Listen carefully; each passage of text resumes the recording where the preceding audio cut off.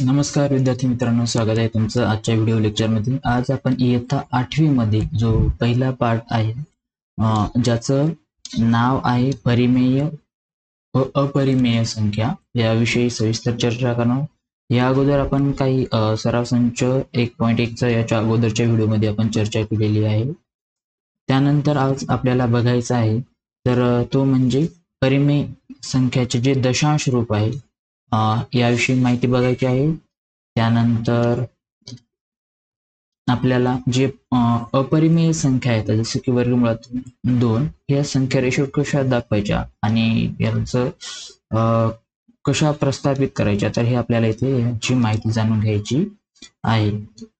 यापूर्वी आपण संख्यांची तुलना कशी करायची याबद्दलही व्हिडिओ बघितला, तरी पण आपण याच्यावर एक क्विक रिवाइज करूयात, रिव्हिजन करूया। बघा, खालील संख्येमध्ये लहान मोठेपणा ठरवा।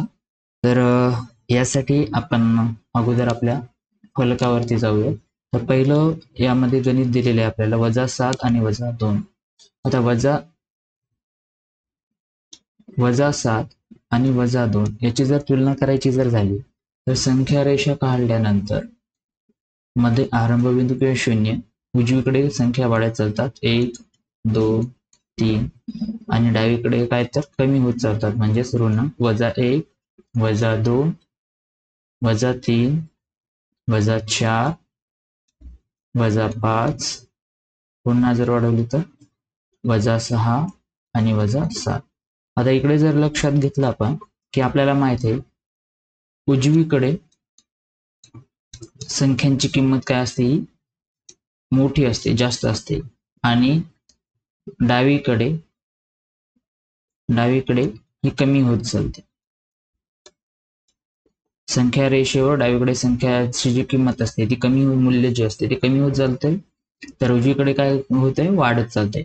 आणि 2 ही संख्या -7च्या उजवीकडे आहे, म्हणजे -7 म्हणजे आपल्याला याच्यावर असं म्हणता येईल की -7 ही संख्या 2 पेक्षा लहान आहे। तर याचं उत्तर येईल -7 ही कशापेक्षा लहान आहे, तर 2 पेक्षा, धन 2 पेक्षा लहान आहे। यानंतर आपल्याला माहिती आहे हे दुसरं जे गणित आहे याविषयी चर्चा करूयात। बघा, यामध्ये काय सांगितले, 0 - 9/5, 0 - 9/5 अशा प्रकारचं गणित दिलेलं आहे। आणि याला सोडवण्यासाठी आपल्याला संख्या रेषेवर दाखवायचं असेल तर संख्या रेषेवर आपण समजून घेऊया। आता संख्या रेषेवर -9/5 जर पाहिली, आता बघा इथे 0 1 2 3, इकडे -1 -2 -3 अशा संख्या मांडल्या। त्यानंतर इथं काय दिलं आहे, छेद 5 दिलेलं आहे। तर प्रत्येकाचे आपल्याला किती 5 भाग करावे लागतील, 1 2 3 4 आणि हा 5। त्याच्यानंतर पुन्हा 1 2 3 4 आणि हा एक 5, 1 2 3 4 आणि हा एक 5।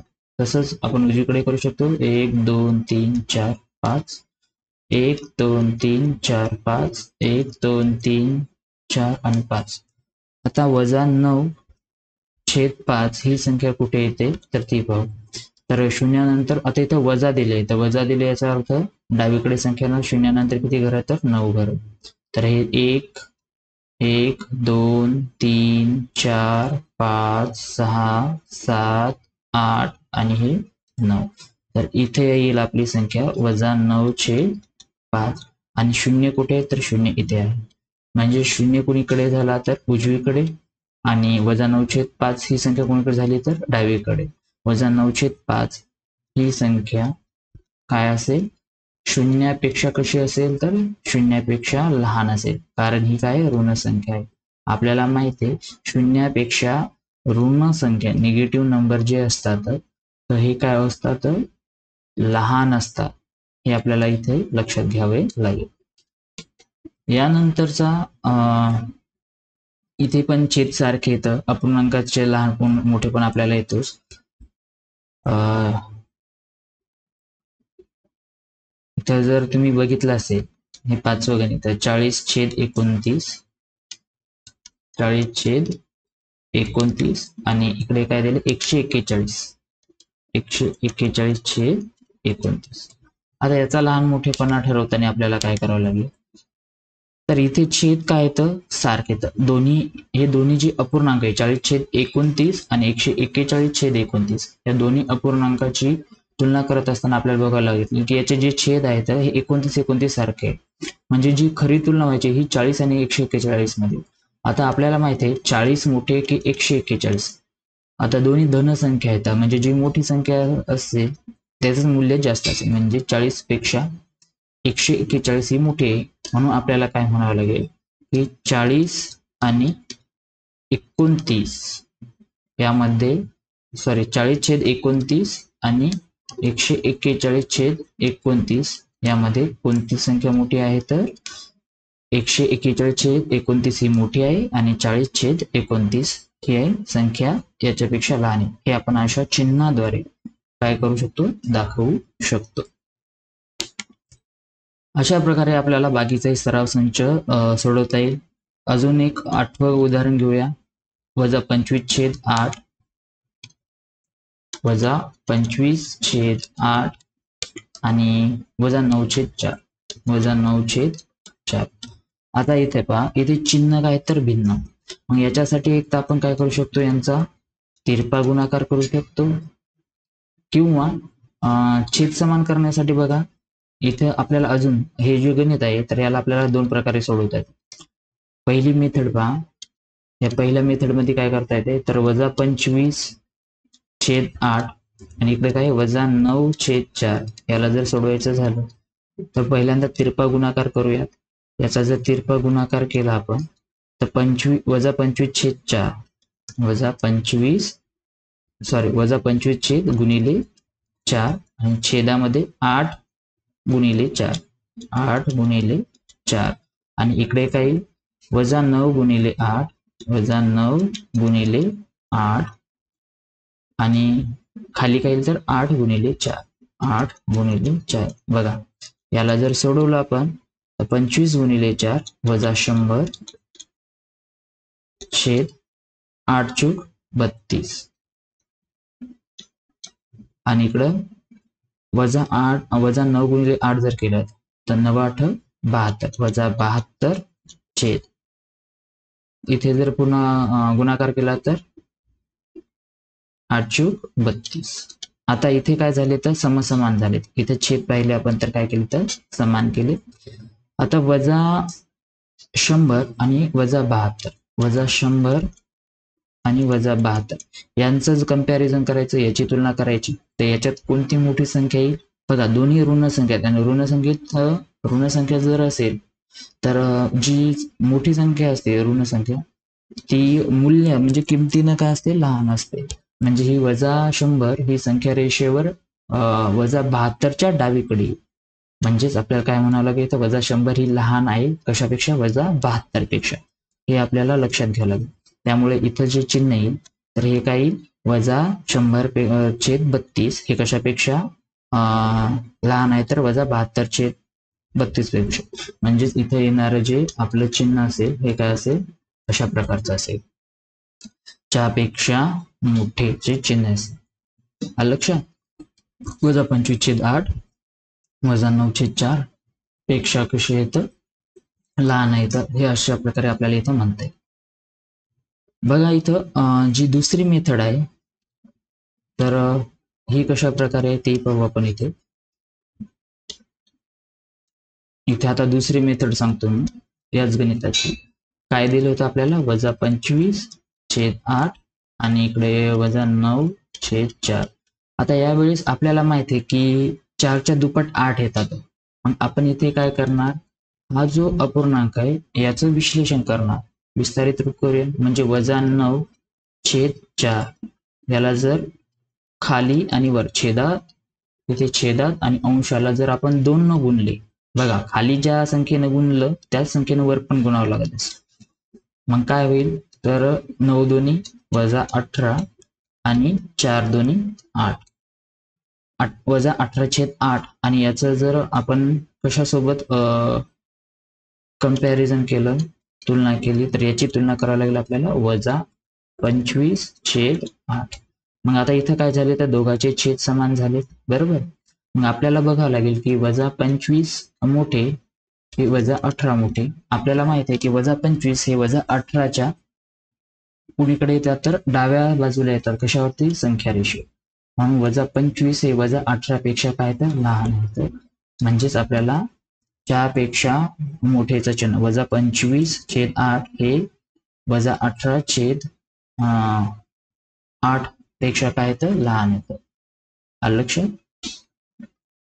म्हणजेच आपल्याला याच्यावरून पण काय म्हणता येईल की -25/8 हे -9/4 पेक्षा लहान आहे. म्हणजेच -25/8 पेक्षा कोण लहान आहे तर -9/4. अशा प्रकारे आपल्याला लहान मोठेपणाचे गणित सोडवता येतील. आता हे जे बाकीची उदाहरणं आहेत तर तुम्ही हे होमवर्क म्हणून करू शकता. हे सगळे या टाइप मधले इथे पण छेद सारखे तर जसं की आपण इथे बघितलं. त्याच्यानंतर याचे छेद आपण समान केले तसे आपण इथे पण छेद तिरपा गुणाकार करू शकतो. इथं 5 गुणिले म्हणजे खालीवरी जर 3 गुणलं तर याचे पण 5×3=15 आणि वरी 3×3=9 अशा प्रकारे इथे पण काय होतात छेद समान करता येतील.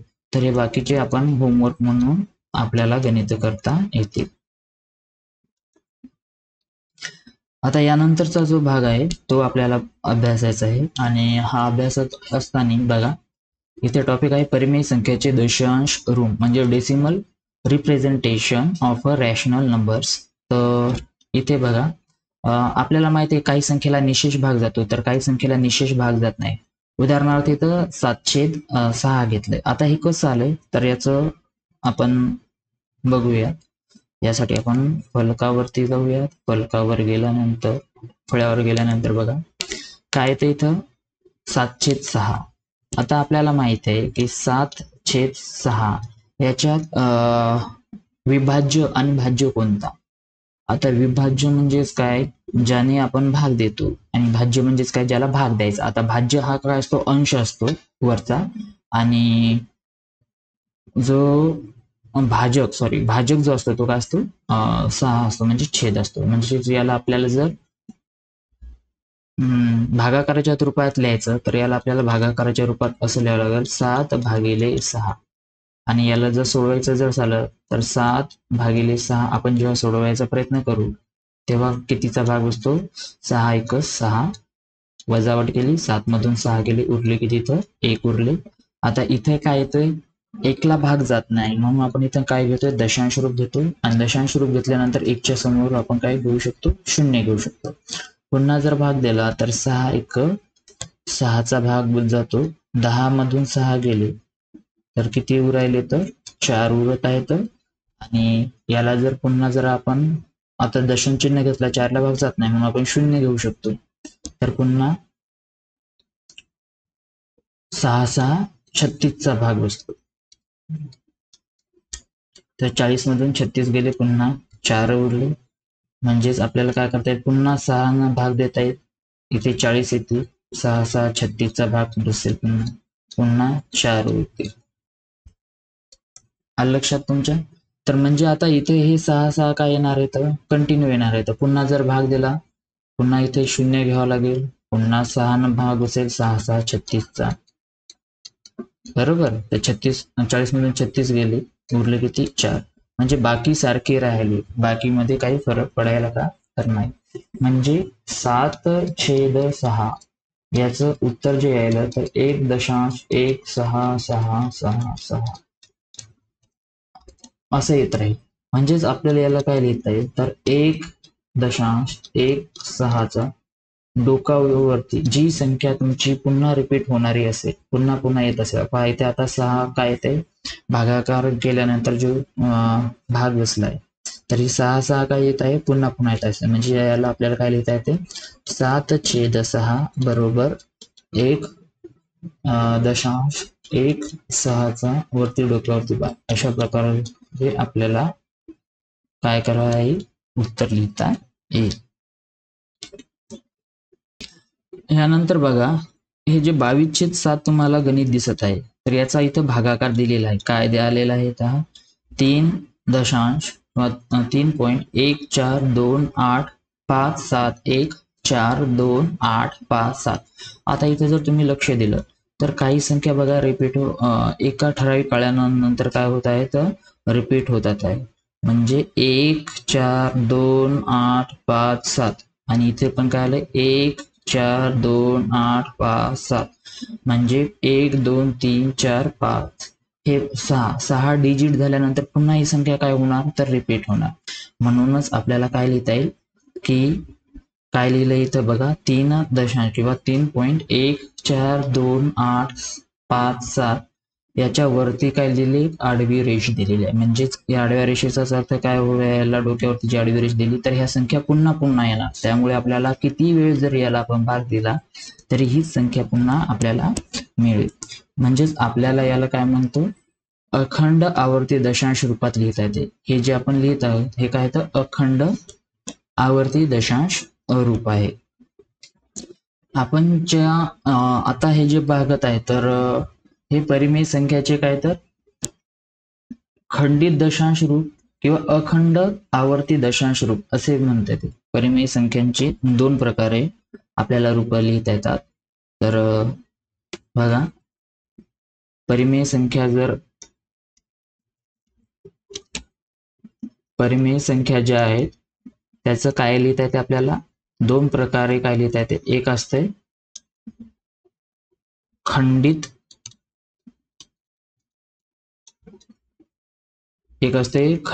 काय तर खंडित दशांश रूप म्हणतो आपण जे दशांश रूप असतात खंडित दशांश रूप. आणि दुसरं आहे अखंडित आवर्ती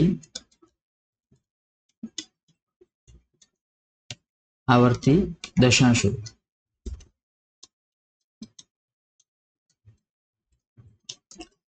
लक्षात घ्या हे झालं खंडित. आता खंडित कशाला म्हणायचं तर इथे आपल्याला काय दिलं पहा 7/4चं एक उदाहरण दिलंय. 7/4 याला जर भाग दिला तर आपल्याकडे उत्तर काय ते 1.75.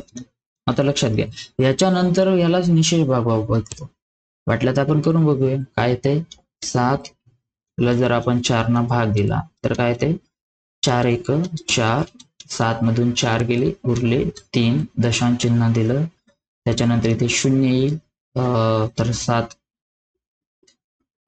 4 7 28 भाग बसला. त्यानंतर इथे 2 आले पुन्हा 0 घेतला कारण दशांश चिन्ह अगोदर घेतलेले आहे आपल्याला आणि 4 5 20 तर इथं बाकी काय आली आता 0 आली बरोबर.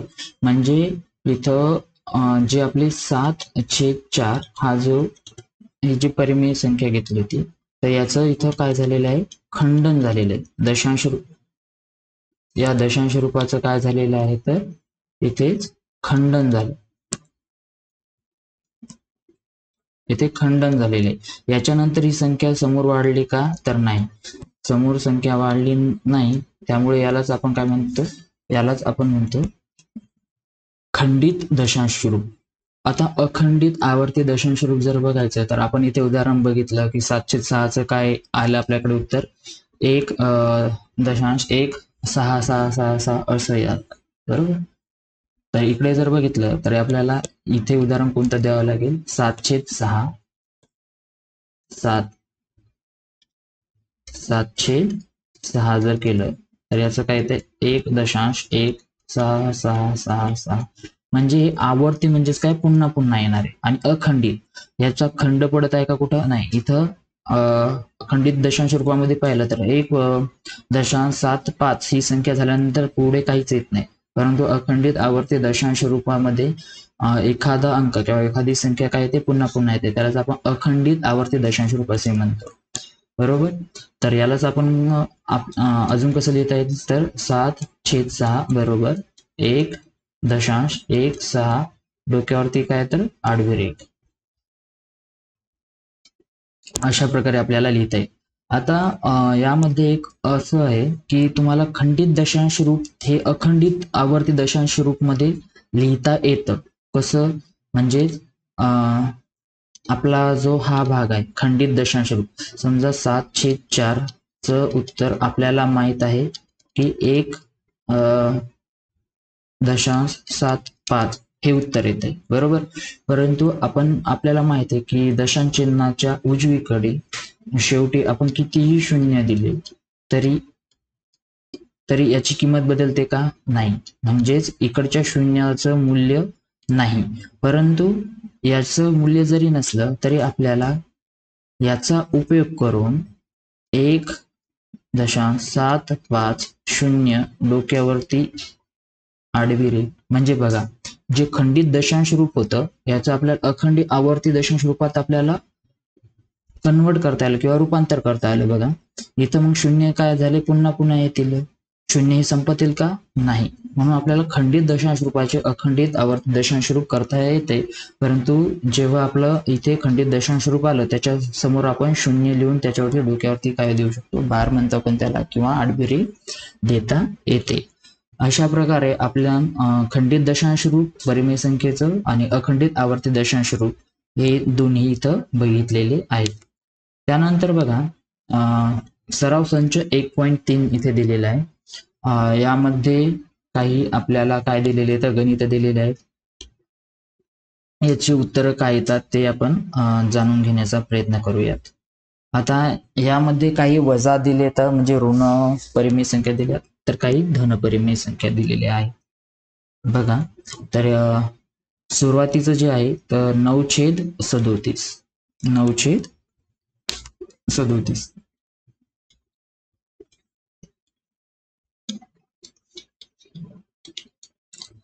याला जर आपल्याला भागाकाराच्या रूपात लिहायचं असेल तर काही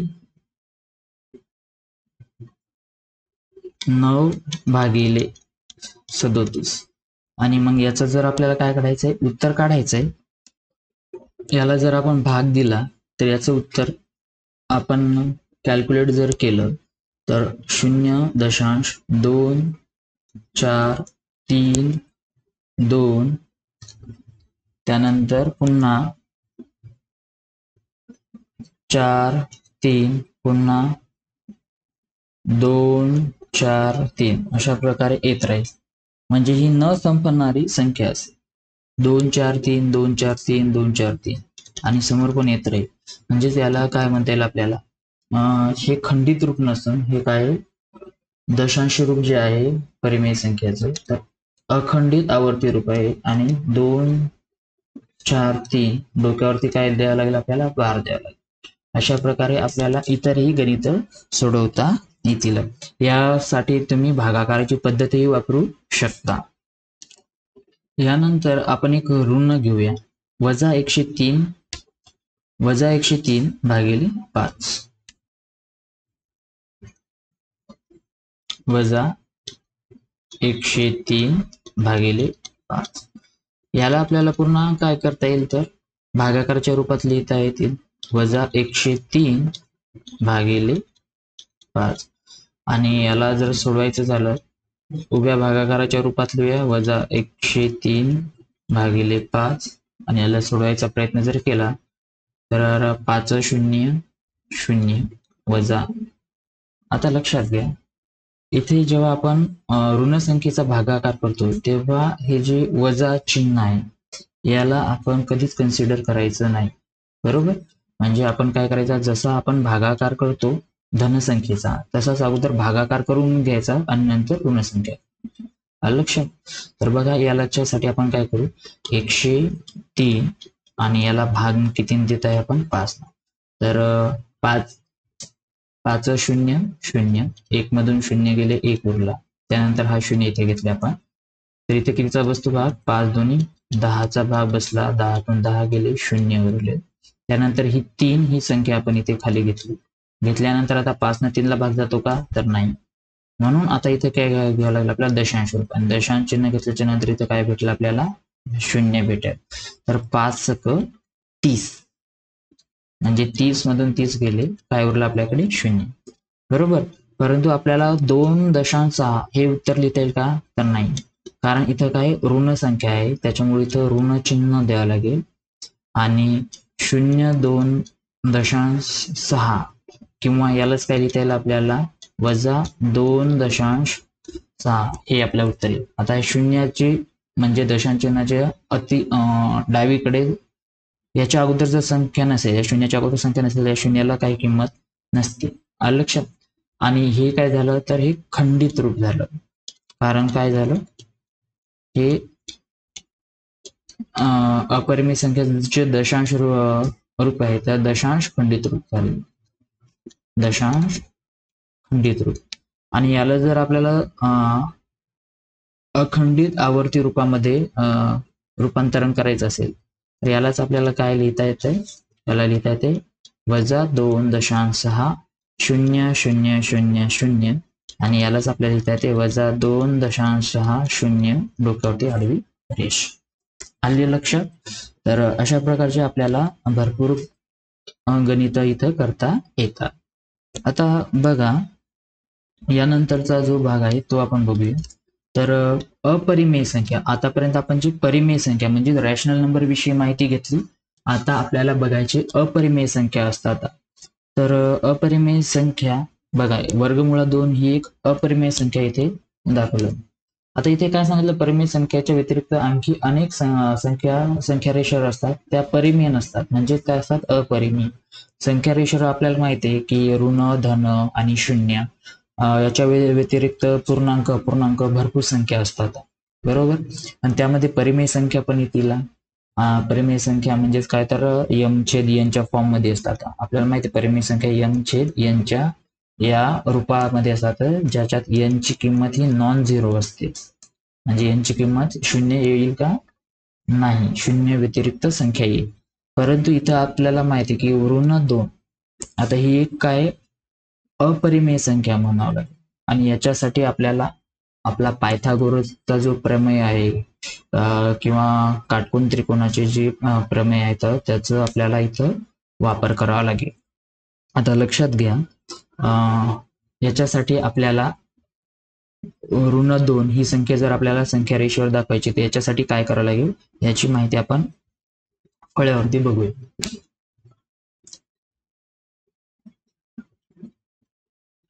ओके, एक इरेज करतो मी.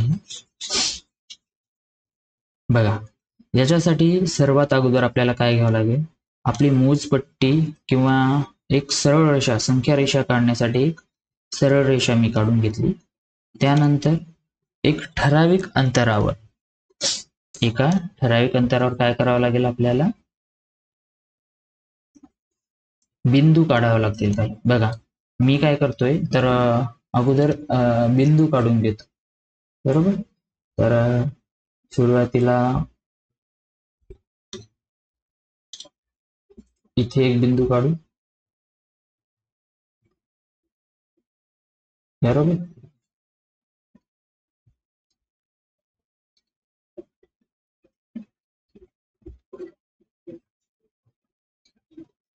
इथे एक, त्यानंतर इथे, त्यानंतर तिथे एक. स्केलच्या सहाय्यानेच काढा जेणेकरून तुमचं उत्तर व्यवस्थित यायला हवं. मी मुद्दाम थोडे लांब काढत आहे जेणेकरून तुमची आकृती जी आहे ही स्पष्ट होईल. पहा, बरोबर असे बिंदू आखले. हे बिंदू मी या रेषेच्या कोऑर्डिनेटला आखलेले आहेत.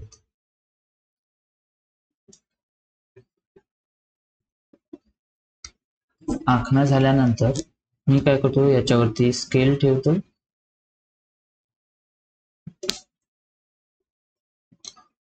आणि एक रेष ओढून देतो. आता बघा, त्यानंतर याला ठळक करू. हे बिंदू आहेत, हा पहिला बिंदू, हा दुसरा, तिसरा, हा चौथा, पाचवा, सहावा आणि हा सातवा. बाकीचे जे आहे ते आपण इरेज करून टाकूयात.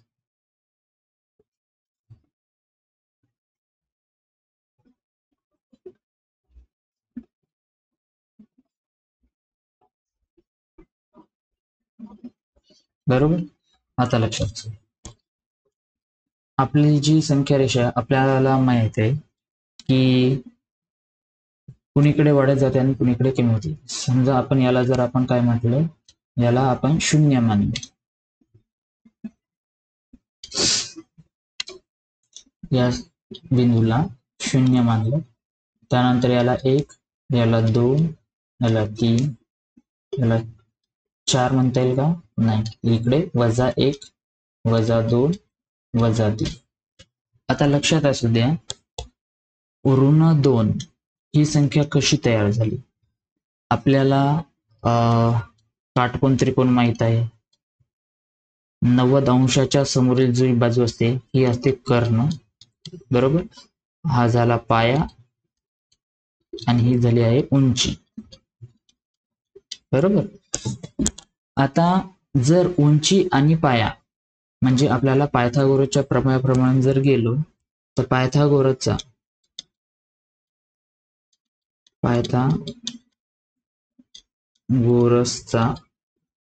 प्रमेय आपल्याला काय सांगतो ते इथे लक्षात घ्यावं लागेल. आपल्याला पायथागोरसचा प्रमेय सांगतो की कर्ण जो असतो, कर्ण बरोबर वर्गमुळात पायाचा वर्ग अधिक उंचीचा वर्ग. मग आपण इथे किमती ठेवू. उंची आपल्याला कर्ण जर वर्गमुळात 2 पाहिजे असेल तर उंची 1 ठेवू आणि पाया 1 ठेवू. मग कर्ण बरोबर काय होईल? कर्ण बरोबर वर्गमुळात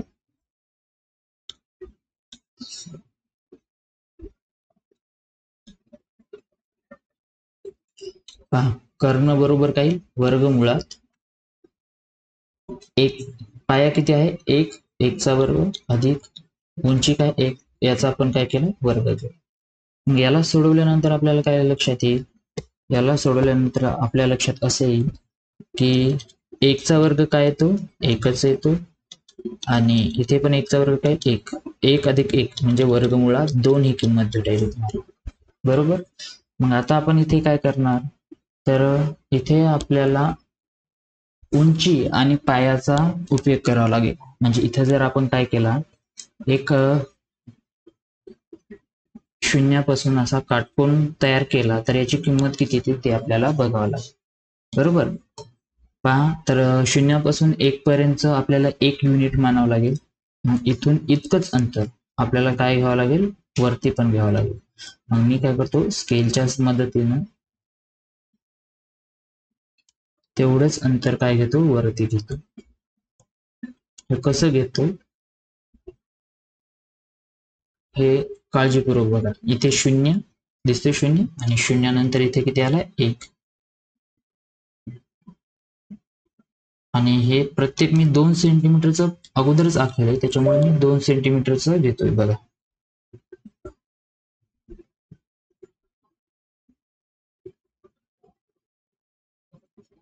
बरोबर. म्हणजे 0 ते 1 आणि या बिंदूपासून तर या बिंदूपर्यंतचं अंतर कसं आहे? सारखं आहे. आता यानंतर मी इथे उपयोग करतो आपल्या कंपासचा. कंपासचा उपयोग करून आपल्याला काय करायचंय, तर या शून्यावरती आपल्या कंपासचं लोखंडी टोक टेकवायचंय आणि या बिंदूवरती जे शेवटचा बिंदू आहे इथून आपल्याला काय करायचं आहे, एक कंस काढायचा आहे. जो कंस काय करेल, इकडे आपल्या संख्या रेषेला छेदेल. काय केलं इथं? संख्या रेषेला छेदले, बरोबर. म्हणजेच बघा, जर इथून काय केली आपण, एक अशी डॉटेड लाईन ठेवली बघा, त्यानंतर इथे काय व्हायला, हा 90 अंशाचा कोन व्हायला तयार. म्हणजे इथे लक्षात यायला का तुमच्या, ही जी आपण आकृती काढलेली, ही आकृती आपण काढलेली, तर याचाच वापर करून अशा प्रकारची एक आकृती तयार झालेली दिसते इथे. ही एक आकृती तयार झाली, बरोबर.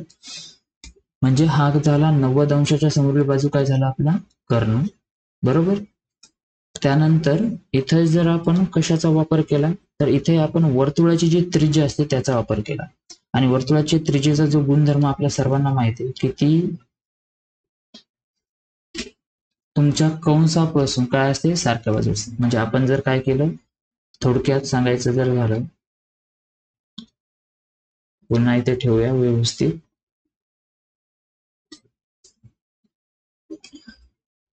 काय केला, असा जर आपण इथे काय काढला, गोल काढला, तर आपल्या लक्षात काय येईल की इथून इथपर्यंत जेवढं अंतर आहे, म्हणजे इथं बिंदू आपण ए नाव दिलं आणि बी नाव दिलं, बिंदू ए ते बी चं जेवढं अंतर आहे तेवढंच ए पासून या बिंदू सी, म्हणजे हा जो बिंदू सी आहे घेतला आपण, तर हे पण अंतर कसं येईल, सारखं. कारण ए बी ही एक त्रिज्या आहे, ए बी पण एक त्रिज्या आहे आणि एसी पण काय एक त्रिज्याच आहे. ही वर्तुळाच्या त्रिज्या व्हायल्यात आणि वर्तुळाच्या त्रिज्या असल्यामुळे ह्या दोन्ही सारख्या व्हायल्यात.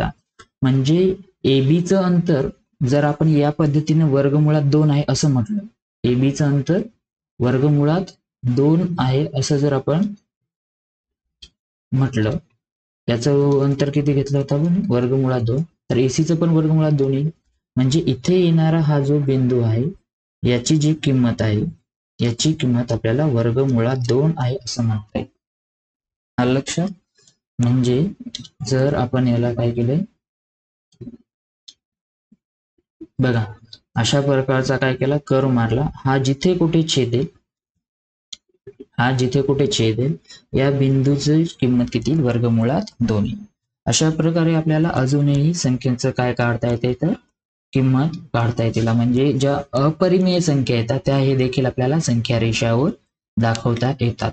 हीच क्रिया आपल्या पुस्तकामध्येही दाखवलेली आहे. बघा इथे पायथागोरसच्या प्रमेयानुसार काय केलं यांनी, या ओ पी ए हा जो त्रिकोण आहे हा काय झाला, काटकोन त्रिकोण झाला, आणि एच्या हा एचा पी ए ओ हा 90 अंशाचा कोन झाला. 90 अंशाच्या कोनाच्या समोरील बाजू यालाच ओपी ला काय म्हटले, कर्ण, आणि कर्ण बरोबर काय ते हा पाया, ओ ए काय झाला इथला पाया, आणि एपी ही काय झाली उंची. या दोघांचा वर्ग केला, वर्ग केल्यानंतर उत्तर 2 आलं, आणि ओपीचा हे वर्ग इकडे गेल्यावर काय वर्गमुळात होईल, दोन्ही बाजू वर्गमुळे घेतल्यावर काय येईल इथं वर्गमुळात 2.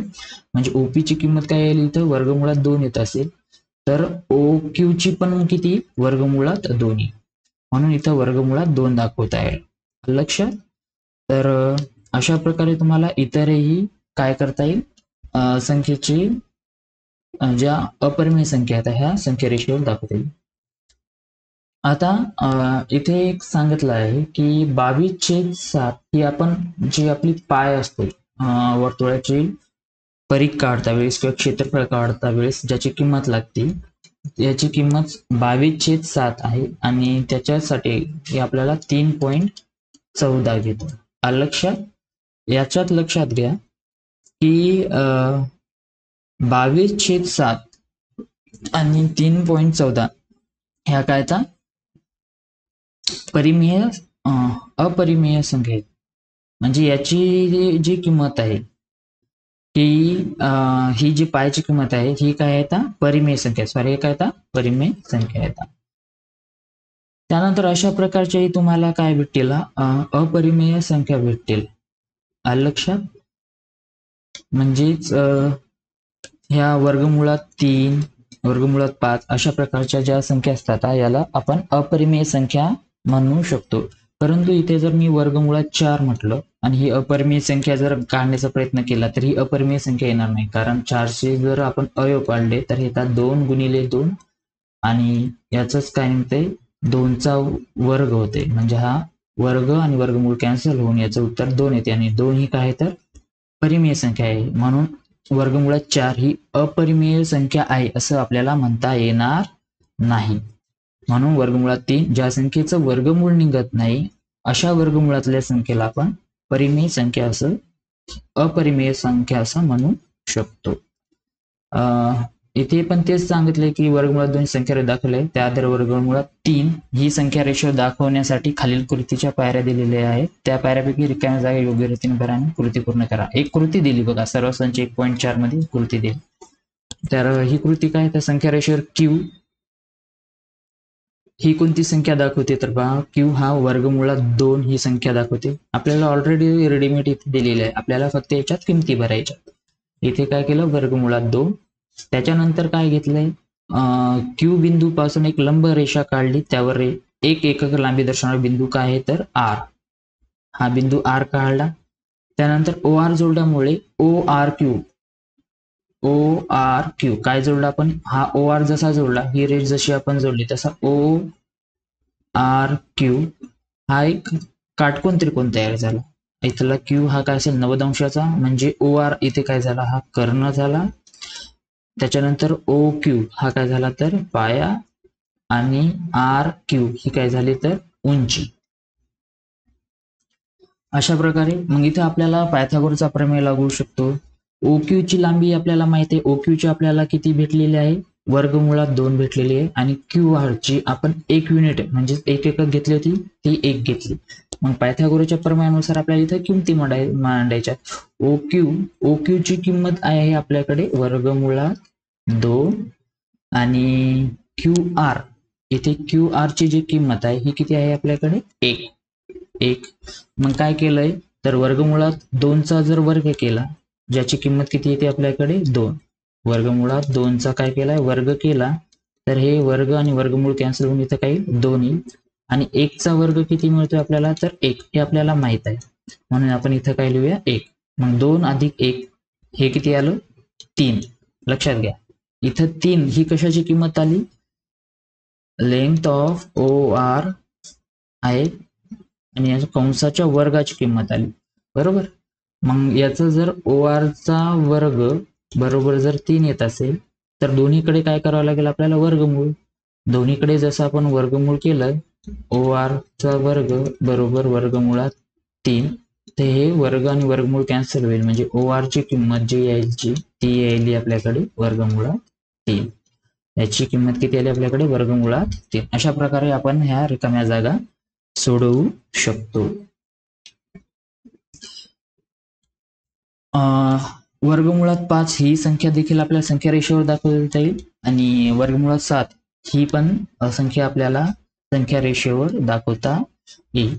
यासाठी काय करावं लागेल आपल्याला, याची संख्या रेषा न काढता मी याचं तुम्हाला जे लागणार संख्या ज्ञान आहे ते देणार आहे. बघा आता इथे वर्गमुळात 5, तर वर्गमुळात 5 जर पाहिलं आपण तर 1+4 असं आपल्याला करता येतं, बरोबर. म्हणजे 1+4 हे काय होईल 5, म्हणजे याच्यातली एक उंची घेऊ शकता तुम्ही, आणि इथं 4 काय घेऊ शकता वर्गमूळ घेऊ शकता. 4चं वर्गमूळ 2 येते तुमच्याकडे, आलं लक्षात तुमच्या. म्हणजे जर तुम्ही संख्या रेषा काढली, तिथे 0 घेतला, त्यानंतर इथे 1 घेतला, त्यानंतर इथे 2 घेतला, धनसंख्या आहे ना, तर तुमचा पाया काय असेल, पाया हा एक मला फलकावरतीच दाखवतोय. बघा इथे काय करतो, या बाजूला दाखवतो. इथे काय दिलं होतं वर्गमुळात 5. आता वर्गमुळात 5चं रूपांतर तुम्हाला वर्गमुळात काय करता येते, 1+4 करता येते, किंवा वर्गमुळात 2+3 असे करता येते. परंतु 2 आणि 3 जर केलं तर हे वर्गमुळात तुम्हाला काय होईल, कठीण जाईल काढायला, संख्या रेषेवर दाखवायला. याच्यासाठी आपल्याला काय घेऊ, वर्गमुळात 1+4 ही जर संख्या घेतली तर काय येईल बघा. बघा याचं आपण काय काढू, या आतल्या संख्येचं वर्गमूळ जर काढलं, म्हणजे याला आपल्याला कोणत्या रूपात लिहिता येते पहा, 1चा वर्ग अधिक 2चा वर्ग असं लिहिता येते, बरोबर. म्हणजे तुम्ही जो त्रिकोण काढत होता असा, हा त्रिकोण काढल्यानंतर याची जर किंमत तुम्हाला वर्गमुळात 5 काढायची असेल, तर इथे उंची 1 घ्या तुम्ही आणि पाया 2 घ्या. आलं लक्षात, वाटलं तर बघा इथं उंची काय घ्यावं लागेल तुम्हाला, एवढंच, या एका युनिट एवढंच घ्यावं लागेल. घेऊयात आपण, काय हरकत नाही. परंतु इथं पाया काय घेतलाय 2, म्हणजे वर्गमुळात 5 कशी काढायची आपल्याला इथेच समजून जाईल. बघा इथे इथे किती घ्यायचं आपल्याला, याच्यातच चेंजेस करून देऊ. इथे घेतला आपण 2चा वर्ग, म्हणजे इथे 2चा वर्ग 4 आला, आणि इथे किंमत किती 4+1 म्हणजेच 5. तर पहा इथे अगोदरच आहे हे असंच ठेवतो, एक नवीन रेष घेऊत आपण. त्याच्यासाठी आपल्याला पुन्हा स्केलची गरज पडेल आणि इथं किती घ्यायचे आपल्याला, 1 मिनिट.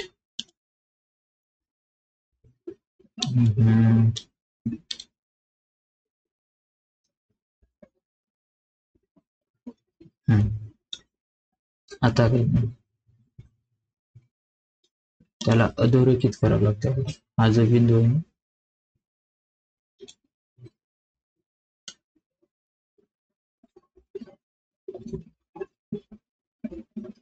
बघा, इथे ठेवल्यानंतर काय होईल आता,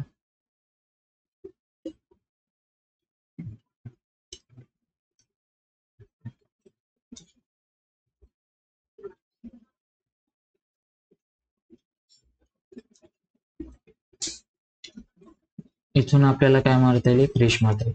1 मिनिट, हातानेच घेऊ आपण.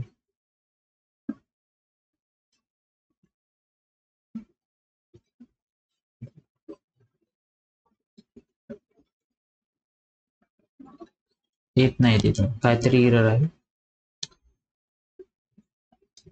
पहा, अशा प्रकारची जर आपण काय काढली तर रेष काढली सरळ, ज्याची या बी आणि हे जे दोन बिंदू घेतले ए बी सी किंवा इथं डी घेतला, याची आणि याची लांबी आपण सरळ सारखीच घेतलेली आहे, बरोबर. हे तुम्ही स्केलच्या मदतीने करा. आता म्हणजेच आपण काय घेतला, इथं बिंदू होता तुमचा 2, म्हणजे इथून 1 युनिट झाला इथपर्यंत, इथून इथपर्यंत 2 युनिट झाले. म्हणजे तुम्ही पाया हा काय घेतले, पाया काय घेतलेला आहे इथे, पाया हा 2 घेतलेला आहे आणि उंची 1 घेतली. त्यानंतर तुम्ही पुन्हा हा तुमच्या तुमच्या कंपासचा वापर करून काय करू शकता, पुन्हा एक नवीन कर्व मारू शकता, जो की अशा प्रकारे येईल. थोडं व्यवस्थित होईल.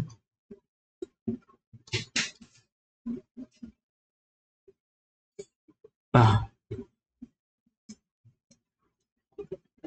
अशा प्रकारचा एक कर्व तयार होईल, जो काय करेल, तुमच्या इथे रेषेवरती छेदेल आणि इथे छेदन बिंदू जो आहे याच जे नाव येईल हे की वर्गमुळात 5. अशा प्रकारे तुम्ही अजून कितीही संख्या म्हणजे तुमच्या संख्या रेषेवर दाखवू शकता. आशा बाळगतो तुम्हाला दिलेली माहिती कळाली असेल. यासाठी तुम्हाला जे अपरिमेय संख्या आहेत या संख्येवर दाखवण्यासाठी पायथागोरसच्या प्रमेयाचे ज्ञान असायला हवे.